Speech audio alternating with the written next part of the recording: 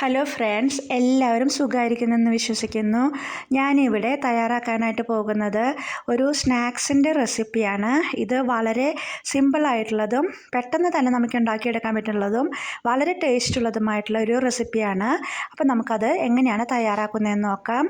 അതിന് വേണ്ടിയിട്ട് ഞാനിവിടെ ആദ്യം 3 ബ്രെഡ് എടുത്ത് ബ്രെഡ് മിക്സിയുടെ ജാറിലിട്ട് പൊടിച്ചെടുത്തിട്ടുണ്ട്. ആ പൊടിച്ചെടുത്തതാണത്. ഇനി ഞാനതിനെ ബ്രെഡ് ക്രംസ് ആണ് ആദ്യം തന്നെ തയ്യാറാക്കാനായിട്ട് പോകുന്നത്. ഈ സ്നാക്സിൻ്റെ റെസിപ്പിയിലോട്ട് നമുക്ക് ബ്രെഡ് ക്രംസിൻ്റെ ആവശ്യമുണ്ട്.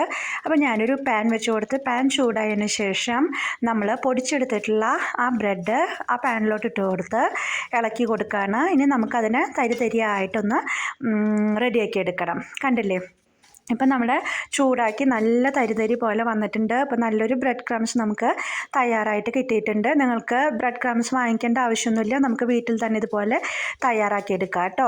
ഞാനിപ്പോൾ ഇവിടെ ബ്രൗൺ ബ്രെഡ് യൂസ് ചെയ്തിട്ടാണ് ഈ ബ്രെഡ് ക്രംസ് ഉണ്ടാക്കിയിരിക്കുന്നത്. വൈറ്റ് ബ്രെഡ് വെച്ചിട്ടും നിങ്ങൾക്ക് ചെയ്യാം കേട്ടോ. ഇനി നമുക്ക് സ്നാക്സിൻ്റെ റെസിപ്പിയിലോട്ട് കിടക്കാം. അപ്പോൾ ഞാൻ ഇത് തയ്യാറാക്കുന്നതിന് വേണ്ടിയിട്ട് 3 പൊട്ടറ്റോ ആണ് എടുത്തിരിക്കുന്നത്. പൊട്ടറ്റോ നമ്മൾ നന്നായി ഒന്ന് വാഷ് ചെയ്യണം. കാരണം പൊട്ടറ്റോയുടെ മുകളിലൊക്കെ ചെളി ഉണ്ടായിരിക്കും.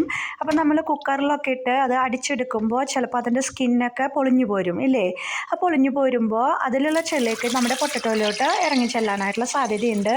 അതുകൊണ്ട് തന്നെ നമ്മൾ പൊട്ടറ്റോ കുക്ക് ചെയ്യുന്നതിന് മുമ്പായിട്ട് അതിൻ്റെ പുറം ഭാഗമൊക്കെ നന്നായി വാഷ് ചെയ്തെടുക്കുക. അതിനുശേഷം ഞാനത് കുക്കറിലോട്ട് ഇട്ട് കൊടുത്തിട്ടുണ്ട്. ഇപ്പോൾ നമ്മുടെ 2-3 വിസിലടിച്ച് കഴിഞ്ഞപ്പോഴേക്കും പൊട്ടറ്റോ നന്നായി വെന്ത് വന്നിട്ടുണ്ട്. അതിൻ്റെ സ്കിന്നെല്ലാം ഞാൻ പീൽ ചെയ്തെടുത്തിട്ടുണ്ട്. ഇനി നമുക്ക് സെയിം പാൻ തന്നെയാണ് വെച്ച് കൊടുത്തിരിക്കുന്നത്. അത് വെച്ചതിന് ശേഷം നമുക്കതിലോട്ട് ഏകദേശം 1 സ്പൂണോളം ഓയിൽ ഒഴിച്ച് കൊടുക്കാം. ഓയിൽ നന്നായിട്ടൊന്ന് ചൂടായി വരട്ടെ. അതിനുശേഷം നമുക്ക് കുറച്ച് കാര്യങ്ങൾ കൂടി ആഡ് ചെയ്യാനായിട്ടുണ്ട്. ആദ്യമായിട്ട് ഞാനൊരു സബോള എടുത്തിട്ടുണ്ട്. അത് ഞാൻ ചെറിയ പീസുകളായിട്ട് കട്ട് ചെയ്തെടുത്തിട്ടുണ്ട്. അതുപോലെ തന്നെ ഒരു 2-3 പച്ചമുളക്, അതുപോലെ കുറച്ച് കറിവേപ്പില, ഒരു ചെറിയൊരു പീസ് ഇഞ്ചി നീളത്തിൽ കട്ട് ചെയ്തത്. ഇത്രയാണ് നമുക്ക് വേണ്ടത്. ഇതെല്ലാം നമുക്ക് ആ ഓയിലിൽ ഒന്ന് വഴറ്റിയെടുക്കണം. നല്ല ബ്രൗൺ നിറം ആകുന്നത് വരെ ഒന്നും നമുക്ക് വഴറ്റേണ്ട ആവശ്യമില്ല. ചെറിയൊരു രീതിയിലൊന്ന് നമുക്ക് വാടി കിട്ടിയാൽ മതി. അത് കഴിഞ്ഞ് നമുക്ക് ഇതെല്ലാം വഴന്ന് വന്നതിന് ശേഷം നമുക്കിതിലോട്ട് പൊടികൾ ആഡ് ചെയ്യാനായിട്ടുണ്ട്. ഇതിൽ ഞാനിവിടെ യൂസ് ചെയ്യുന്നത് ആകെ 2 പൊടികൾ മാത്രമാണ്. മഞ്ഞൾപ്പൊടിയും മുളക് പൊടിയും, 1/4 ടീസ്പൂൺ മഞ്ഞൾപ്പൊടിയും 1 ടീസ്പൂൺ മുളക് പൊടിയാണ് ഞാനിവിടെ എടുത്തിരിക്കുന്നത്. അത് നമുക്കൊന്ന് മൂപ്പിച്ചെടുക്കണം. അതിൻ്റെ ഒരു റോ ടേസ്റ്റൊക്കെ ഒന്ന് പോയി കിട്ടണം. ഇത്രയും മതിയാകും. അതിനുശേഷം നമുക്ക് ഉടച്ച് വെച്ചിരിക്കുന്ന പൊട്ടറ്റോ ഇതിലോട്ട് ആഡ് ചെയ്ത് കൊടുക്കാം. ഈ പൊട്ടറ്റോ എല്ലാം ആഡ് ചെയ്തതിന് ശേഷം നന്നായി ഒന്ന് മിക്സ് ചെയ്തെടുക്കുക. നമ്മുടെ സബോള, ഇഞ്ചി, പച്ചമുളകൊക്കെ ആയിട്ട് നന്നായി ഒന്നതിനെ മിക്സ് ചെയ്തെടുക്കണം. കണ്ടില്ലേ, അപ്പം നമ്മൾ അതെല്ലാം ചെയ്ത് കഴിഞ്ഞു. ഇനി നമ്മൾ ഉപ്പ് ഇട്ടിട്ടുണ്ടായിരുന്നില്ല. അപ്പോൾ നമുക്ക് ഇതിലോട്ട് വേണ്ടിയിട്ടുള്ള ഉപ്പ് ഞാൻ ഈ സമയത്ത് ചേർത്ത് കൊടുത്തിട്ടുണ്ട്. അതും കൂടി ചേർത്ത് എല്ലാ ഭാഗത്തോട്ടൊന്ന് നന്നായി ഒന്നുകൂടി ഒന്ന് മിക്സ് ചെയ്തെടുക്കുക. ഇനി നമുക്ക് ചെയ്യാനായിട്ടുള്ളത്, നമ്മൾ നേരത്തെ തയ്യാറാക്കി വെച്ചിരിക്കുന്ന ബ്രെഡ് ക്രംസ് ഇല്ലേ, അതിൽ നിന്ന് ഒരു 2 സ്പൂണ് ബ്രെഡ് ക്രംസ് ഇതിൻ്റെ മുകളിലോട്ടൊന്ന് സ്പ്രെഡ് ചെയ്ത് കൊടുക്കുക. അത് എന്തിനാണെങ്കിൽ നമുക്കത് ചെയ്ത് കഴിഞ്ഞാൽ നമുക്ക് ഈ പൊട്ടറ്റോ ഒന്ന് റോൾ ചെയ്യുമ്പോൾ കുറച്ചുകൂടി ഈസി ആയിരിക്കും. കാരണം അതിൽ എന്തെങ്കിലും ജലാംശമുണ്ടെങ്കിൽ അതൊക്കെ ഒന്ന് വലിഞ്ഞു കിട്ടും.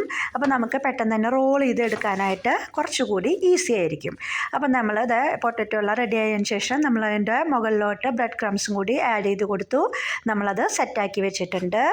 ഇപ്പം നമ്മൾ ഒന്ന് ചൂടാറിയതിന് ശേഷം നമ്മൾ ഇനി അതിനെ റോളാക്കാൻ പോവാണ്. കണ്ടില്ലേ, അപ്പം നമുക്ക് ഏത് ഷേപ്പിൽ വേണമെങ്കിലും റെഡിയാക്കി എടുക്കാം കേട്ടോ. ഞാനിതിങ്ങനെ ഒരു റോളായിട്ടാണ് എടുത്തിരിക്കുന്നത്. ഇനി നമുക്ക് ആവശ്യം വേണ്ട ഒരു കാര്യം എന്ന് പറഞ്ഞു കഴിഞ്ഞാൽ എഗ്ഗാണ്. ഒരു എഗ്ഗാണ് ഞാൻ ഇതിലോട്ട് വേണ്ടി എടുത്തിരിക്കുന്നത്. കാരണം എനിക്കൊരു 9ഓളം പൊട്ടറ്റോ റോളാണ് ഇപ്പോൾ തയ്യാറാക്കാൻ പറ്റിയത്. അതിലോട്ട് ഈ ഒരു എഗ്ഗ് നമുക്ക് ധാരാളമാണ്. അപ്പോൾ ഞാൻ ആ ഒരു എഗ്ഗ് അടിച്ചെടുത്തതിന് ശേഷം നമ്മൾ അതിലോട്ട് മുക്കിയിട്ട് നമ്മൾ നേരത്തെ തയ്യാറാക്കി വെച്ചിരിക്കുന്ന ബ്രെഡ് ക്രംസിലൊന്ന് മുക്കിയെടുക്കുകയാണ്.